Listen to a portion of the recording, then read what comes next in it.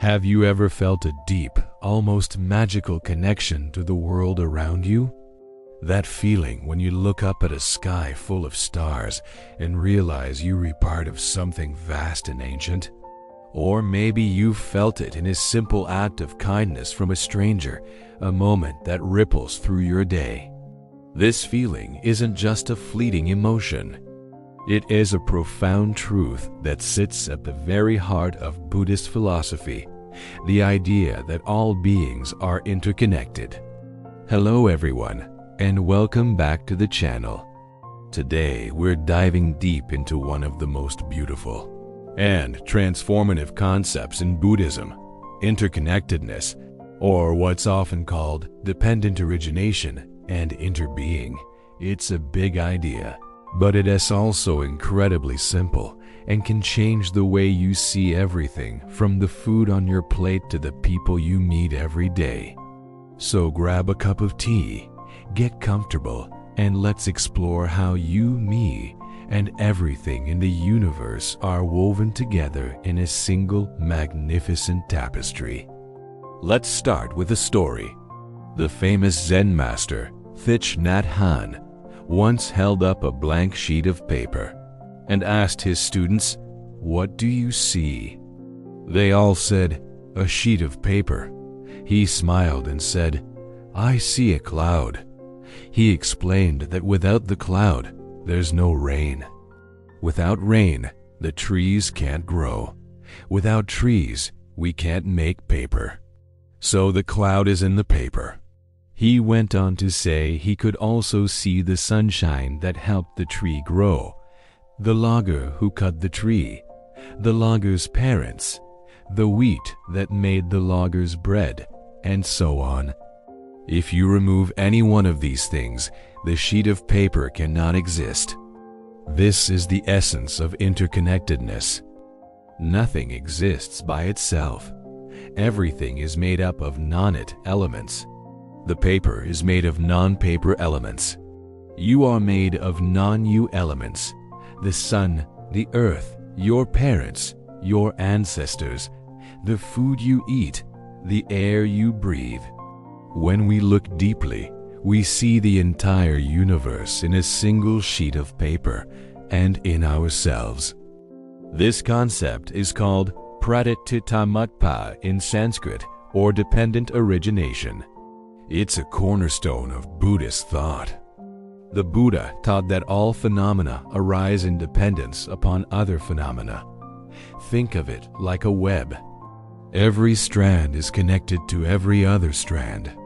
If you touch one part of the web, the entire structure vibrates. There are no isolated, independent things in the universe. So, how does this apply to our daily lives? Well, it changes everything. When we truly understand interconnectedness, our sense of self begins to shift. We stop seeing ourselves as isolated individuals in a competitive world and start seeing ourselves as part of a larger whole. This isn't just a philosophical idea. It has real, practical implications for how we live and how we treat others. Let's think about compassion. The Buddhist word for compassion is karuna, which means the desire to remove harm and suffering from others. If we are all interconnected, then your suffering is my suffering. When I see you in pain, I recognize that your pain is not separate from me.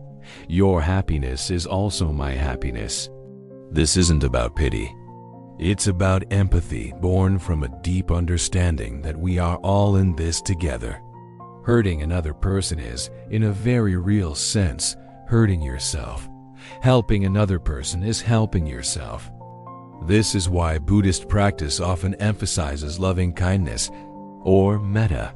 We start by offering loving kindness to ourselves, then to loved ones, then to neutral people, then to difficult people, and finally to all beings everywhere without exception. This practice helps us dissolve the artificial boundaries we create between self and other. It opens our hearts to the reality that every living being, from the smallest insect to the person who annoys you the most, wants to be happy and free from suffering, just like you.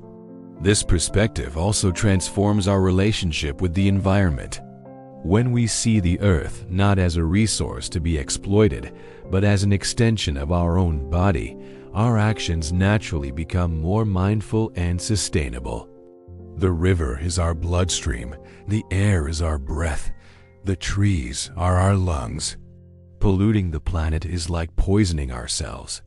When we see the cloud in the paper, we also see the forest in our notebook and the ocean in our plastic bottle. This awareness inspires a sense of responsibility and care for our shared home. Every choice we make, from what we buy to how we travel, becomes an opportunity to express our connection to the web of life. But what about the challenges? Our modern world often pushes us towards individualism, competition, and separation. Social media can create echo chambers, and our economic systems often reward self-interest. It can be hard to feel connected when everything seems designed to pull us apart. This is where mindfulness comes in. Mindfulness is the practice of paying attention to the present moment without judgment. By being mindful, we can start to see interconnectedness in action. When you're eating an apple, for example, you can mindfully consider the journey that apple took to reach you: the seed, the soil, the rain, the sun, the farmer who tended the tree, the person who picked it, the driver who transported it. Suddenly, eating an apple is no longer a simple act. It's a moment of communion with the entire cosmos. Through mindfulness, we can also observe our own thoughts and emotions.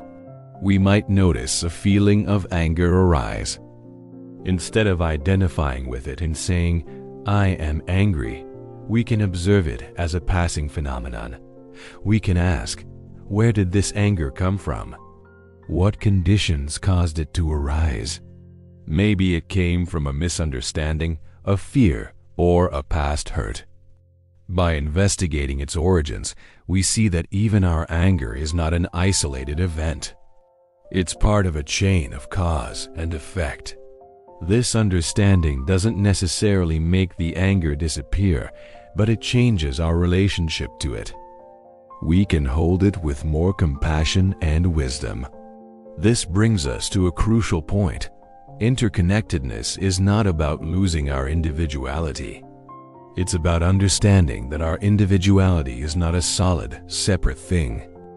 It's more like a wave in the ocean. A wave has a unique form and character. It exists for a time, and then it returns to the ocean. It was never separate from the ocean, and the ocean is not diminished when the wave subsides. Our individual lives are like these waves. We have our unique journeys, our joys, our sorrows. But we are never separate from the vast ocean of existence. Recognizing this can bring a profound sense of peace and freedom. We don't have to carry the burden of our lives all by ourselves. We are supported by the entire universe. So, how can we cultivate this sense of interconnectedness in our own lives? It starts with small, conscious acts. Practice gratitude. Thank the people who contribute to your life, even in small ways. Thank the earth for the resources it provides. Spend time in nature and observe the intricate relationships between plants, animals, and the elements. Practice deep listening when you talk to someone. Try to understand their perspective, their history, their humanity. See the non-them elements that have shaped who they are. Engage in acts of kindness without expecting anything in return. Volunteer your time. Help a neighbor. A simple smile to a stranger can be a powerful recognition of your shared humanity. These actions aren't just good deeds. They are affirmations of our connection. They are how we mend the tears in the fabric of our world. Ultimately, the Buddhist perspective on interconnectedness is an invitation. It's an invitation to look deeper, to see beyond the surface of things, and to recognize the sacred bond that unites all of life. It's a path away from fear, isolation, and conflict, and toward a world of compassion, cooperation, and love. It teaches us that our personal liberation is tied to the liberation of all beings. We are all walking each other home. Thank you so much for joining me on this exploration today. I hope it's given you some food for thought and perhaps a new lens through which to view your world. What are your thoughts on interconnectedness? How do you experience it in your own life? Share your stories and insights in the comments below. I'd love to read them and continue the conversation. If you found this video helpful, please give it a like and consider subscribing for more content on philosophy and mindfulness for modern life.